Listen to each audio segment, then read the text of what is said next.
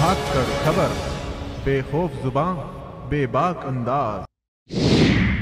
धाकड़ खबर के news room से मैं आपके साथ हूं अकरम रईस खान। लगता है उत्तर प्रदेश को लेकर भारतीय जनता पार्टी ज्यादा ही बेचैन है। बिहार में तो सरेंडर कर चुकी है, 22 उसके सांसद जीत के आए थे, 30 सीटों पे 2014 में वो लड़ी थी, 22 जीत के आए, लेकिन अब उसने कह दिया है 17 पे लड़ेगी। लेकिन यूपी के अंदर वो काफी बेचैन है, परेशान है। क्यों परेशान है? क्योंकि प्रधानमंत्री खुद यूपी से, गृह मंत्री खुद यूपी से और बहुत सारे मंत्री खुद यूपी से हैं। रिपोर्ट जो आ रही है कि 30 से ज्यादा सांसदों के टिकट काट सकती है और उसमें कई मंत्री भी शामिल हैं। इसी पर पूरी बात करेंगे, कौन कौन वो मंत्री हो सकते हैं और कौन कौन से वो सांसद हो सकते हैं और क्या चीजें बन रही हैं और बीजेपी क्यों इतनी परेशान है सिर्फ उत्तर प्रदेश को लेके। ये उत्तर प्रदेश वही उत्तर प्रदेश है कहते हैं जिससे देश की राजनीति चलती है। बात करेंगे ताजा एपिसोड में सियासत की बात अनीस अहमद खान के साथ, समझने की कोशिश करेंगे इन सारी चीजों पर। भाजपा इतनी बेचैन क्यों है सर यूपी को लेकर?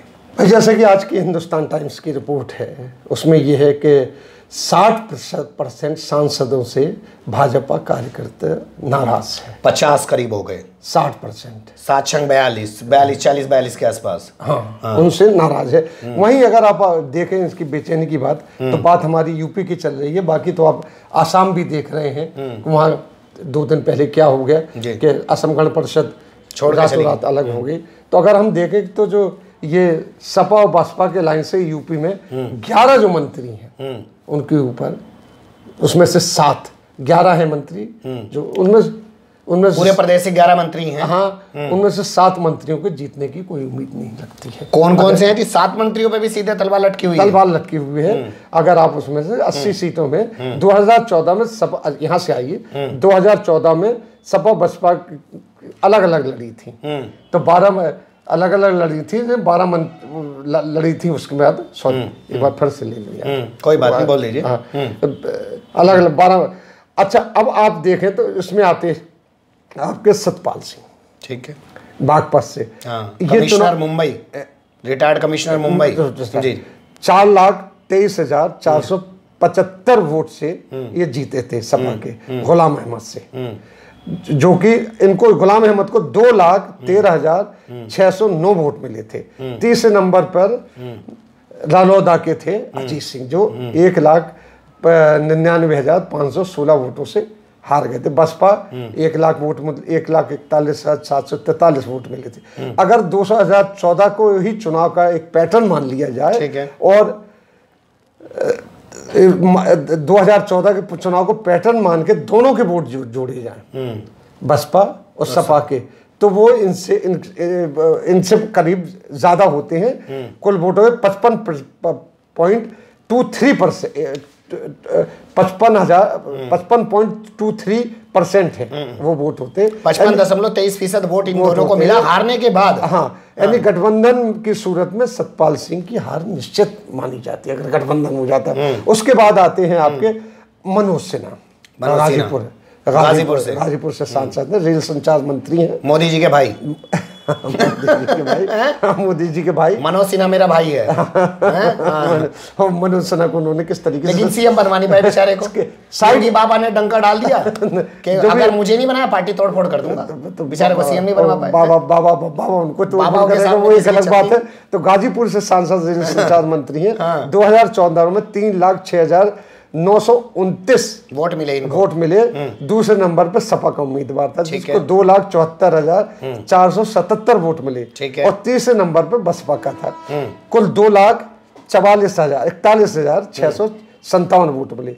यानी अगर सपा बसपा को दोनों को जोड़ दिया जाए तो 5,41,645 वोट मिल रहे हैं, जो कि मनोज सिन्हा से 1.5 लाख से भी ज्यादा है। तो मनोज सिन्हा की यहाँ पे हार का आप अंदाजा लगा सकते हैं। ठीक है, लगा सकते हैं। हम ये नहीं कहते कि कौन हारेगा कौन जीतेगा। अब आता हूं मैं उमा भारती की, ये यूपी से है। पता नहीं चलता कि कहाँ से लड़ रही है, मध्य प्रदेश से लड़ लेती है, यूपी से लड़ लेती, अभी साउथ में चली जाए, इनका कुछ नहीं। हालांकि कुछ पता ना घर चली जाए। उन्होंने कहा कि मैं नहीं लड़ूंगी चुनाव, क्योंकि पिछले इलेक्शन में बड़ी मजाक बात होती थी कि एक कुर्सी पे बैठी होती है, 4 इनके बॉडीगार्ड इनको लेके चलते थे, मंच तक लेके जाते, पैदल भी नहीं चल पाती थी, फोन भी करते थे, सब भी करते थे। नहीं, दूसरा इनकी नाराजगी ये भी दिख रही है ना कि इनसे मंत्रालय छीन लिया, गंगा मंत्रालय। अरे इनको इतनी दिया है वो काफी, इन्होंने कब क्या किया ये तो वो अलग बात है, नहीं किया, लेकिन नाराजगी तो है ना इनको तो सिर्फ इस वजह से। लेकिन मोदी जी के सामने भी बोल नहीं पा रही है, और ये वही है जो मोदी जी को गुजरात के टाइम पे मोटा भाई इन्होंने किसको नहीं कहा, इन्होंने एल के अडवाणी के भरे सभा में बेइज्जती की, हर चीज लड़ती रहती। इनकी इसी बदजुबानी की वजह से इनको रख लिया जाता है कि बाहर जाके बहुत बोलती है, आप उस हकीकत बताते हैं। और ये लोध से है, और एक समुदाय है यूपी का बुंदेलखंड में जिसमें इनकी पैठ नहीं है, लेकिन वो जातिगत वोटों के। लेकिन इनको झांसी से सांसद है, फिलहाल ये पेयजल की है। इन्होंने ये कहा था कि अगर 2018 तक गंगा साफ नहीं होगी तो समाधि लेंगी। तो बहुत से लोगों ने 2000 पता नहीं कब ले रही हैं, नहीं 2018 के दिसंबर के आखिर में बहुत से लोगों ने इंतजार किया, गंगा के पास खड़े रहे कैमरा में लेके, हो सकता है वो आए। मंत्री को 5,85,889 वोट मिले थे इनको, जबकि सपा को 3,85,422 वोट मिले थे, और बसपा को 2,13,792 वोट मिले थे। दोनों के वोट को अगर जोड़ दिया था तो 5,99,214 जाता है, यानी उमर जी की हार निश्चित है। वहां इन्होंने एक चीज और की थी झांसी में रातों रात इन्होंने एक हिंदू मुस्लिम बड़े बुरी तरीके से डिवाइड कर दिया था कि मुसलमान सपा को वोट दे रहे हैं, बसपा को वोट दे रहे हैं। हाँ, अरे मुसलमान एक हो गए, हिंदू एक हो जाओ, ये बाकायदा मंदिरों से अनाउंस हुआ था। ये हो गए मंत्री। आगे के मंत्री आगे कृष्णराज शाहजहांपुर से जो है केंद्रीय कृषि एवं किसान कल्याण राज्य मंत्री हैं, जो किसानों का कहीं कल्याण नहीं हो पाया है। इन्हें 5,25,132 वोट मिले। अपना तो कर लिया होगा ना कल्याण। इन्हें 5,25,132 वोट मिले थे, जबकि इनके खिलाफ बसपा को 2,89,603 और सपा को 2,42,913 वोट मिलेंगे। अब क्लियर आप समझ लीजिए।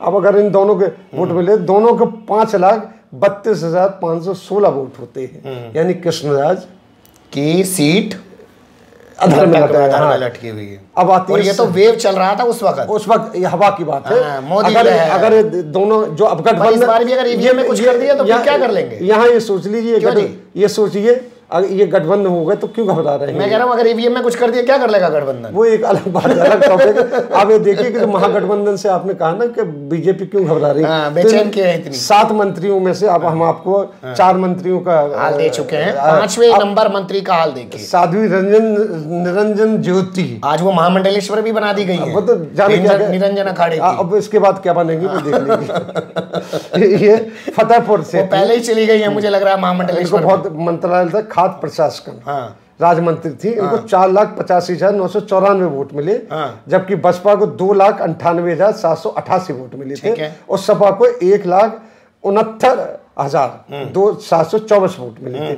अब यहाँ बिल्कुल क्लियर है, सपा बसपा आप जोड़ दीजिए तो वोट की संख्या बन रही है जाके 4,78,512, जो साध्वी के वोटों से ज्यादा है, 7,000 से भी ज्यादा। यानी कि साध्वी जो दिल्ली के चुनाव में आके बोल रही थी जब अरविंद केजरीवाल वाला चुनाव चला कि रामजादे और हरामजादे, तो ये अब भी करेंगी तो अब कर लें। गठबंधन के बाद जो घबराहट है ना लोगों में, जो अभी आपने पिछले हम लोगों का डिस्कशन एक हुआ है, अगर दर्शकों ने देखा हो कि ये क्यों हो रहा है, तो उसकी वजह ये भी है कि घबराहट क्यों है लोगों में, इनकी पार्टी के लोगों में, उसकी वजह। अब आपके मंत्री का महेश शर्मा जी, जी नोएडा के पर्यटन मंत्री डॉक्टर महेश शर्मा, बहुत बड़े बड़े अस्पताल है इनके। दादरी वाले के वो तिरंगा झंडा फहलाने वाले हत्यारे। हाँ, ये समझ में नहीं आता कि डॉक्टर होने के बाद भी कम्युनल है बहुत बड़े।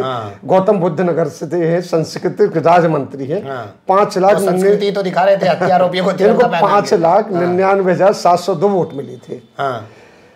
सपा को 3,19,490 वोट, ठीक है, और बसपा को 1,98,237 वोट मिले थे। इसमें 82,000 से सिर्फ 82,000 वोट से ये आगे थे, तो जीत गए थे। अभी अगर इन दोनों का हिसाब लगाइए सपा बसपा का, तो ये जाते। इसमें कांग्रेस वांग्रेस को जो काटे वोट नहीं आ रहा है सामने, जो अब ढुल के कहाँ जाएंगे। अब इसके बाद आती है अनुप्रिया पटेल 7 नंबर पे। हाँ, अनुप्रिया पटेल और उन्हें भाजपा की तो हम कह नहीं सकते। नहीं, अपना दल की है। उनकी घबराहट की वजह भी यही है कि वो स्वास्थ्य राज्य मंत्री, उनकी घबराहट की वजह ये है कि अगर ये अलायंस हो गया और तभी वो भाजपा से, तभी उनका स्वास्थ्य बिगड़ गया अलायंस होते ही, भाजपा से अलग भी होना चाहती हैं अपने स्वास्थ्य को बचाने के लिए, अपने स्वास्थ्य को बचाने के लिए। और हो सकता है कि जो 2-3 सीटें छोड़ी हों या उनके लिए, देखिए एक चीज स्थिति निकली थी, उनकी स्थिति यही है कि 4,36,536 वोट उनको मिले थे और बसपा को 2,70,457, सपा को 1,08,859 वोट मिले थे। अब इसको जोड़ दीजिए तो इनका वोट का जो अनुप्रिया को नुकसान है ही। और इसीलिए इन्होंने, उनको अपना भी नुकसान नजर आ, इसीलिए ये इतनी बेचैन है भाजपा छोड़ने के है।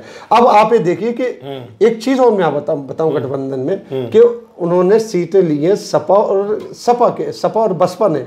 अगर हम कोई पार्टी छोड़ के सपा में आ जाते हैं तो हमें टिकट देती है। अनुप्रिया जैसे बाय द वे सपा में आ जाती हैं अपना दल छोड़ के, क्योंकि अपना दल भी उनका डगमग है 2-3 उसमें माँ बेटी का दोनों का, माँ बेटी को वर्चस्व की लड़ाई चल रही है। वो ये कहती है कि मैं सपा में आती हूँ, उनको वेलकम किया जाता है तो जीत जाएंगे भाई। जब कंबाइंड वोट मिलेंगे, आप देख रहे हैं इस तरीके से इनका हिसाब किताब इस तरीके से बैठता है। जो तो 7 मंत्रियों की जीतने पर तलवार लटकी हुई। इसके अलावा रिपोर्ट बताने 30 सांसदों की भी रिपोर्ट ऐसी है कि उनकी भी हालत बहुत पतली है, उनके टिकट काट सकती है भारतीय जनता पार्टी। और वो खुद परेशान है कि सपा में एंट्री बंद है, बसपा में एंट्री बंद है, वो जाएं तो कहाँ जाएं।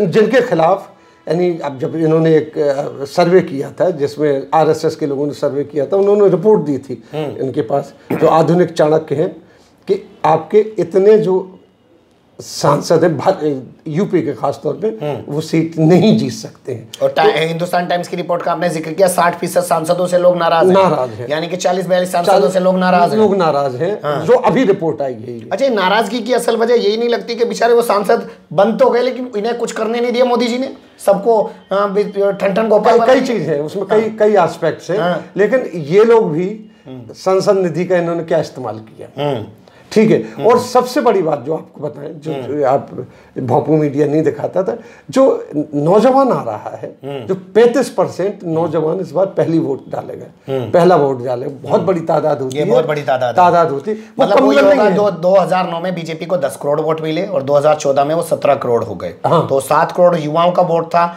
जिन्हें बड़ी उम्मीदें थी, लेकिन 5 साल में वो देख चुके हैं। और जो इस वक्त अब युवा पहली बार का वोटर है 37%, 35% वोट, वो भी निर्णायक भूमिका में इस बार रहने वाला है। 1,09,00,000 एक साल के अंदर नौकरी खत्म कर दी आपने, जो सरकारी रिपोर्ट है। तो ये युवाओं के ऊपर असर पड़ा ना, युवाओं पे असर पड़ा है। आप चाहे मध्य दिल्ली की बात करें, मध्य प्रदेश की बात करें, कहीं पूरे देश की बात कर ली, पूरे देश की, लेकिन सरकार नौकरियां सरकारी तो ये सरकारी तो बहुत दूर है, प्राइवेट भी खत्म हो गई, केंद्र देती है ना। तो ये सब चीजें हो जाती हैं। बहुत शुक्रिया, आपने बहुत अच्छे से बताया। 7 मंत्रियों पर मोदी के जो मंत्री हैं उन पर तलवार लटकी हुई है। आगे भी फिर ऐसी ही रिपोर्ट हम लेके आपके सामने आते रहेंगे। आपको हमारी ये खबर कैसी लगी कमेंट्स के रूप में आप लोग अपनी राय दे सकते हैं। खबर को लाइक कर सकते हैं, चैनल को सब्सक्राइब कर सकते हैं और ज़्यादा से ज़्यादा हमारी खबरों को शेयर कर सकते हैं। फिर ऐसे ही किसी सुलगते हुए या उलझते मुद्दे लेकर हम आपके सामने होंगे हाजिर। फिलहाल अभी हमें दें इजाज़त।